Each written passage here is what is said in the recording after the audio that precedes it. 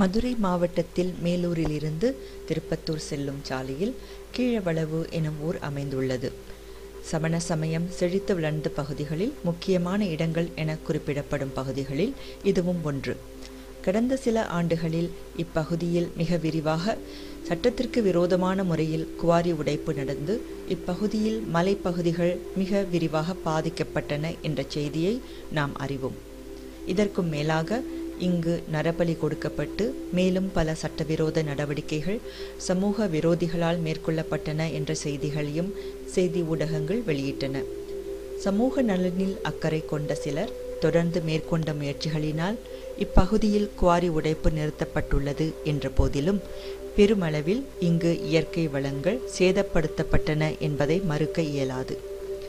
உடைக்கப்பட்ட மலைப்பகுதிகளில் எத்தகைய வரலாற்று சின்னங்கள் இருந்தன என்பதை கண்டறிய இனி வாய்ப்பேதுமில்லை என்ற போதிலும் மலையின் மற்றொரு பகுதியில் இருக்கும் கிமு 3ஆம் நூற்றாண்டைச் சேர்ந்த தமிழி கல்வெட்டுக்களையும் கிபி 9-10ஆம் நூற்றாண்டைச் சேர்ந்த சமண சிற்பங்களையும் எவ்வகை சேதமும் ஏற்படாமல் காப்பாற்ற வேண்டிய கடமை அரசுக்கு மட்டுமன்றி நம் அனைவருக்குமே உண்டு. கீழவளவு இயற்கை எழில் கொண்ட ஒரு பகுதி. பெரும் பெரும் பாறைகள் சூழ்ந்திருக்கும் இப்பகுதியில் பண்டை காலத்தில், அதாவது கிமு 3ஆம் நூற்றாண்டு வாக்கில் சமண முனிவர்கள் வாழ்ந்திருக்கின்றார்கள். இங்கே சமண பள்ளிகளை அமைத்து மக்கள் மத்தியிலே கல்வியை வளர்த்தனர். ஒரு குறிப்பிட்ட சமூகத்தோர் மட்டுமே கல்விக்கு தகுதியானவர்கள் என்னும் கருத்திற்கு மாற்றாக அனைத்து தரப்பு மக்களும் கல்வி கற்கலாம் என்ற வகையில் கல்வியை எல்லோருக்கும் வழங்கிய சிறப்பு சமண சமய சான்றோர்களுக்கு உண்டு. ஆண் பெண் ஆசிரியர்கள் என இரு ஆசிரியர்களாக இருந்து இங்கே பொதுமக்கள் கல்வி கற்க வழிவகுத்தார்கள். இங்கே பள்ளிகளை அமைத்தனர். இந்த பள்ளிகளே இன்று பள்ளிக்கூடங்கள் என்ற வகையில் கல்வி கற்கும் மையங்களாக பெயர்களாக அமைந்தன. சமண சமயம் படிப்படியாக வீழ்ச்சியுற்ற பின்னர் இப்பகுதியில் சமணம் அதன் புகழ் குன்றி போனது. பின்னர் அஜ்ஜனந்தி முனிவரின் வருகையால் இப்பகுதியில் 9-10ஆம் நூற்றாண்டில் மீண்டும் சமணம் செழிக்க ஆரம்பித்தது.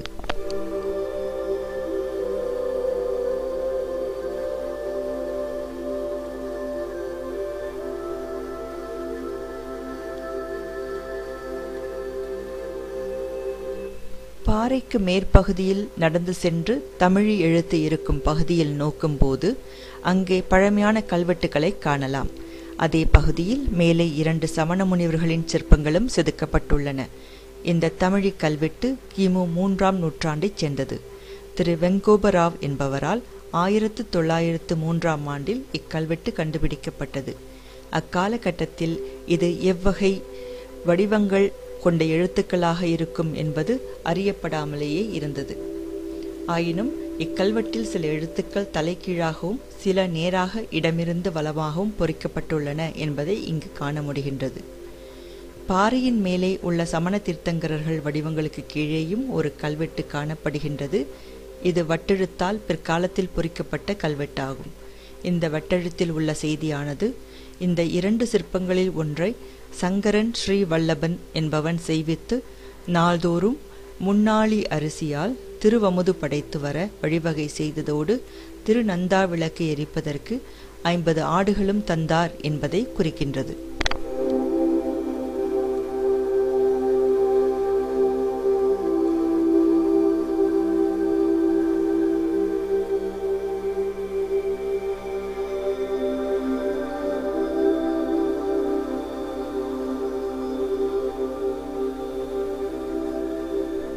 இக்கல்வெட்டுக்கள் இருக்கும் பகுதிக்கு வலப்பகுதியில் புதர்கள் மண்டி கிடக்கும் பகுதியில் உள்ள பாறை சுவற்றில் மிக நேர்த்தியாக வடிக்கப்பட்ட சமண தீர்த்தங்கரர்களின் உருவச் சிற்பங்களை காணலாம். 6 சிற்பங்கள் வரிசையாக செதுக்கப்பட்டுள்ளன. இவற்றின் மேல் பகுதியில் ஓவியங்களும் தீட்டப்பட்டுள்ளன.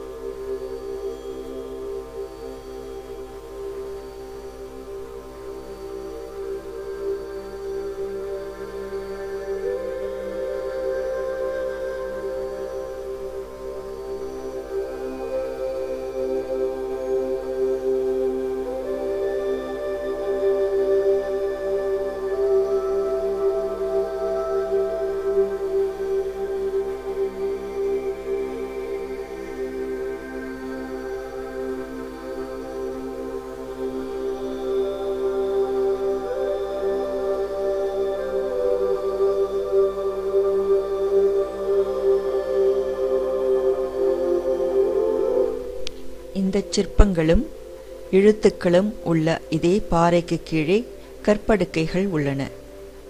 இவை மிக நேர்த்தியாக அமைக்கப்பட்டுள்ளன.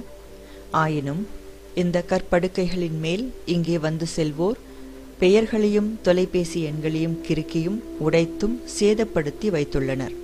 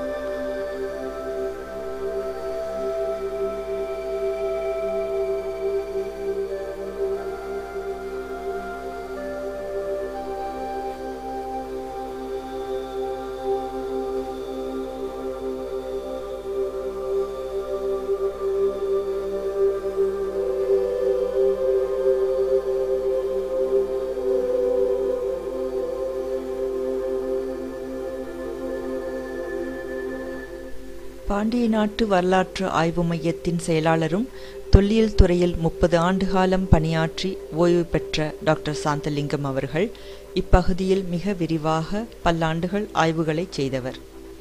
இவரது மாமதுரை, மதுரையில் சமணம் ஆகிய நூல்களில் கீழவளவு சமணச் சிற்பம் பற்றிய வரலாற்று தகவல்களும் எழுத்துருக்கள் பற்றிய தகவல்களும் நன்கு வழங்கப்பட்டுள்ளன.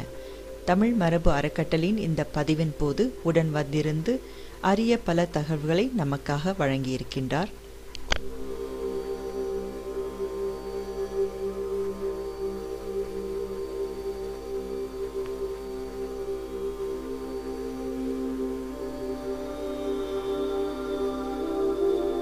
இப்போது நாம் நிற்கின்ற கீழவளவு மலை இந்த பகுதி மக்களால் பஞ்சபாண்டவர் படுக்கை என்று சொல்லப்படுகிற இடம். இங்கே ஒரு தமிழி கல்வெட்டு கிமு 1ஆம் நூற்றாண்டைச் சேர்ந்த கல்வெட்டாக வெட்டப்பட்டிருக்கிறது. இங்கே ஒரு குறிப்பிடத்தக்க அம்சம், தலைகீழாக சில எழுத்துக்களும் ஒரு சில எழுத்துக்கள் நேராகவும் வெட்டப்பட்டிருக்கும். இதனுடைய வாசகம் உபாசன் தொண்டிளவோன் கொடுபழி என்பதாகும். உபாசன் என்றால் உபவாசம் இருக்கக்கூடிய ஒரு துறவி, அவருக்காக இந்த படுக்கை கொடுக்கப்பட்டிருக்கிறது. தொண்டி இளவோன் என்று சொல்லி, தொண்டி என்ற கீழே கடற்கரை துறைமுகம், பாண்டியருடைய துறைமுகம், அங்கிருந்து வந்த ஒரு கொடையாளர் இந்த படுக்கையை வெட்டி கொடுத்திருக்கிறார் என்ற செய்தி இந்த கல்வெட்டிலே சொல்லப்பட்டிருக்கிறது. அதற்கு அடுத்த நிலையில் இந்த இடம் 9-10ஆம் நூற்றாண்டு அளவில் ஏற்பட்ட சமண மறுமலர்ச்சியின் போது புத்துயிர் பெற்றிருக்கிறது. இங்கே ஒரு 7 சமண தீர்த்தங்களுடைய சிற்பங்கள் பாறையினுடைய முகப்பிலே வெட்டப்பட்டிருக்கின்றன. அதில் குறிப்பாக பார்ஸ்வநாதர், மகாவீரர் போன்றவருடைய சிற்பங்கள் இருக்கின்றன. இதில் இன்னும் ஒரு சிறப்பு, இங்கே அந்த சிற்பங்களின் மேலாக சுண்ணம் பூசப்பட்டு பல வண்ணங்கள் தீட்டப்பட்டிருக்கின்றன. நமது பாண்டிய நாட்டு ஓவியக்கலைக்கு சான்றாக ஆனைமலை, அரிட்டாபட்டி, கீழவளவு போன்ற இடங்களில் இருக்கக்கூடிய சமண சிற்பங்களின் மீது தீட்டப்பட்ட ஓவியங்களை சொல்வார்கள். இவை சித்தன்னவாசல் ஓவியங்களுக்கு சமகாலத்தைச் சேர்ந்தவை, அதற்கு இணையான காலத்திலே இவை உருவாக்கப்பட்டவை. இந்த மலையினுடைய இன்னொரு முகப்பிலே 3 தீர்த்தங்களுடைய உருவங்கள் செதுக்கப்பட்டிருக்கின்றன. ஒரு உருவத்தின் கீழாக 10ஆம் நூற்றாண்டைச் சேர்ந்த ஒரு வட்டெழுத்து கல்வெட்டு பொறிக்கப்பட்டிருக்கிறது. சங்கரன் ஸ்ரீவல்லவன் என்பவரால் இந்த உருவங்களுக்கு பூசை செய்வதற்கு ஏற்பாடு செய்யப்பட்டு நந்தாவிளக்கு எரிப்பதற்காக கொடை கொடுக்கப்பட்டது என்ற செய்தி அந்த கல்வெட்டிலே வெட்டப்பட்டிருக்கிறது. இங்கே இருக்கக்கூடிய படுக்கை மிகவும் அற்புதமாக வடிவமைக்கப்பட்டு வளவளப்பாக்கப்பட்டு 100 துறவிகளுக்கு மேல் தங்கக்கூடிய வகையிலே செய்யப்பட்டிருக்கிறது. மழை நீர் செல்வதற்கான நீர்வழி விளிம்பு செதுக்கப்பட்டது போல தரையிலேயே படுக்கையை ஒட்டியும் கூட சில வாய்க்கால்கள் கல்லிலே வெட்டப்பட்டு அந்த ஊற்று நீர் அதை ஒரு வழியாக சேமித்து வெளியே கொண்டு செல்கின்ற வகையில் இங்கே அமைக்கப்பட்டிருக்கிறது. மதுரை வட்டாரத்திலேயே மிக அருமையான படுக்கைகளை கொண்ட, வளவளப்பான படுக்கைகளை கொண்ட ஒரு சமண சின்னம் கீழவளவு என்றால் மிகையாகாது. இது அமைந்திருக்கக்கூடிய இடமும் கூட பாண்டிய நாட்டிற்கும் சோழ நாட்டிற்கும் இடையே சென்ற ஒரு பெருவழி. தஞ்சாவூருக்கு போன பெருவழியின் அருகிலேயே இந்த சின்னம் அமைந்திருக்கிறது என்பதையும் நாம் நினைவில் கொள்ள வேண்டும். சார், இந்த காடிங்கிற வடிவம் இருக்கு இல்லையா, அதுக்கு மேல வந்து ஒரு சில குழிகள் மாதிரி செய்திருக்காங்களே, இதுக்கு என்ன பொருள் இருக்கும்? இது பல மலைகளிலும் இவ்வாறாக காடிக்கு மேலாக சில துவாரங்கள் இடப்பட்டிருக்கின்றன. அதே போல கீழ்த்தரையிலும் அதற்கு இணையான துவாரங்கள் செய்யப்பட்டிருக்கின்றன. இது இப்ப அறிஞர்கள் என்ன சொல்கிறார் என்றால், இது வந்து நிரந்தரமாக ஒரு தேச்சடு செட் என்று சொல்லக்கூடிய தற்காலிக கூரை வேயப்பட்டு பள்ளி நடத்தப்பட்டிருக்கலாம், பள்ளி மாணவர்கள் இங்கே தங்கியிருக்கலாம் என்று சொல்லுகிறார்கள். அதற்காக கால்நடு குழிகளாக கீழே இருக்கக்கூடிய குழிகள் கால்நடு குழிகளாகவும் மேலே இருக்கக்கூடிய குழிகளிலே கிடைவசமாக கம்பு சிறு குச்சிகளை கம்புகளை ஊண்டி அதை ஒரு மேலே கூரை வேய்ந்து ஒரு பள்ளியாக செயல்படுத்தியிருக்கிறார்கள் என்று சொல்லுகிறார்.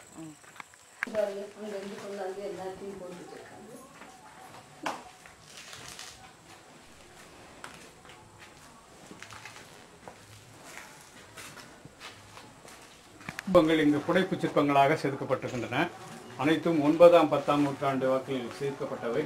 இதிலே 4 உருவங்கள் மகாவீரராக கருதப்படுபவை. முக்குடையோடு அர்த்தபரியங்காசனத்தில் அமர்ந்திருக்கக்கூடிய மகாவீரருடைய சிற்பம். அடுத்த 2 உருவங்கள் பார்ஸ்வநாதர் உருவங்களாக. இது சார் மகாவீரர்ல இருந்து ஆரம்பிப்போம். மகாவீரர், இதுவும் மகாவீரர், இது மகாவீரர், அதுவும் மகாவீரர்.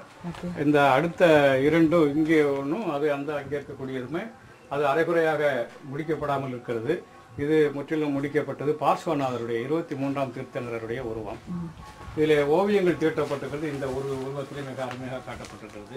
சிவப்பு, பச்சை, மஞ்சள் போன்ற வண்ணங்களை உழைத்து இங்கே பூசி, அதாவது இந்த 4ஆவதா இருக்கிறத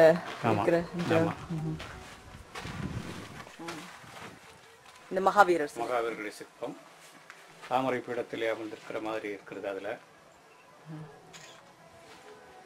இங்க இருக்கிற சிற்பத்துல நம்ம யட்சன் தேவர்கள் எல்லாம் இருக்காங்க. இந்த ஒரு 2 பக்கமும் ஏற்கனவே இருக்கார்கள். மேலே வந்து இந்த கிண்ணறர்கள் பறந்து போவது மாதிரி இருக்கு. முக்குடை இருக்கிறது. இதுவும் அதே மாதிரி குத்து விளக்குகள் 2 புறமும் அப்படியே நம்ம அரிட்டாவட்டியில் பார்த்த உருவம் போலவே. இது காலகட்டம் எப்போ பார்க்கலாம்? 9 அல்லது 10ஆம் நூற்றாண்டை சேர்ந்தது. ஓகே, இதெல்லாம் அப்ப மறுமலர்ச்சி, சமணத்தின் மறுமலர்ச்சி காலகட்டத்துல அச்சனந்தி அவருடைய சமகாலத்தை சேர்ந்தவைதான்.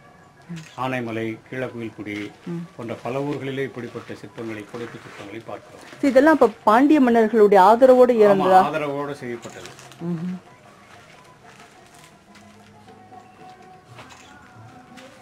இப்பொழுது சார், அதாவது இந்த தீர்த்தங்கள் உருவங்கள் என்று செதுக்கப்படுவது, பாறைகள்ல செதுக்கப்படுறதெல்லாம் எந்த காலகட்டத்திலிருந்து ஆரம்பிக்கப்பட்டது? தொடக்க கால சமணர்களிடத்திலே உருவ வழிபாடு கிடையாது. எனவேதான் நாம் மாங்குளம் போன்ற இடங்களிலே இருக்கக்கூடிய வெறும் கல்வெட்டுகளை மட்டும் பார்க்கிறோம். சமணத்திற்கு ஏற்பட்ட ஒரு பின்னடைவுக்கு பிறகு ஏற்பட்ட மறுமலர்ச்சியின் காலத்தில் அவர்கள் உருவ வழிபாட்டை ஏற்றுக்கொண்டார்கள். எப்படி சைவ வைணவ மதங்களில் உருவ வழிபாடு போன்ற வகைகளில் ஏற்றுக்கொள்ளப்பட்டதோ அதுபோல சமணர்கள் அதே மாதிரியான உருவ வழிபாடு ஏற்றுக்கொண்டார்கள். எனவே அவர்களுடைய புராணங்களிலே சொல்லப்பட்ட இவங்களுடைய வர்த்தமான மகாதேவர் போன்றவருடைய கதைகளை பின்னணியாக கொண்டு சிற்பங்களை செதுக்கினார்கள்.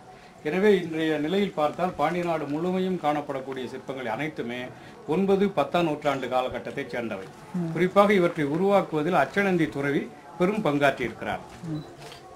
அச்சனந்தி துறவி வந்து பாண்டிய நாட்டு மண்டலங்கள் பகுதியில மாத்திரம்தானா அல்லது தொண்டை மண்டலம் வரைக்கும் சென்றிருக்கிறார்.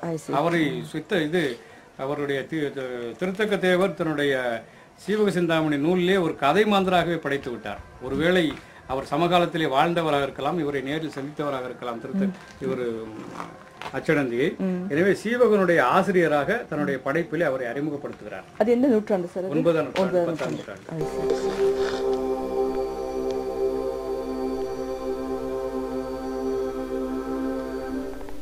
கீழவளவு தமிழகத்தில் தமிழ் மொழியின் பழமையையும் பண்டைய தமிழர் வரலாற்றுச் செய்திகளையும் வெளிப்படுத்தும் வரலாற்றுச் சான்றுகளில் ஒன்றாக திகழ்கின்றது. இப்பகுதியில் மேற்கொள்ளப்பட்ட குவாரி நடவடிக்கைகள் மீண்டும் தொடர்ந்தால் இப்பகுதியில் உள்ள பண்டைய தமிழ் எழுத்துக்கள் பொருத்திய பாறைகள் நிச்சயம் சேதப்படும். இது தமிழர் வரலாற்றுக்கு நிகழும் பெரும் சேதம் என்பதில் மாற்று கருத்தில்லை. குவாரி உடைப்பு ஒரு புறம், இங்கே வந்து செல்லும் மக்கள் ஏற்படுத்தும் சேதம் ஒரு பக்கம். இப்படி பல வகையில் தமிழ்நாட்டில் உள்ள வரலாற்று சின்னங்கள் சேதப்படுத்தப்படுவது தொடர்ந்து நடந்து கொண்டே இருக்கின்றது. இந்த வரலாற்று சின்னங்கள் எவ்வகையிலும் சேதமுறாமல் காக்க வேண்டியது நம் ஒவ்வொருவரது முக்கிய கடமையுமாகும்.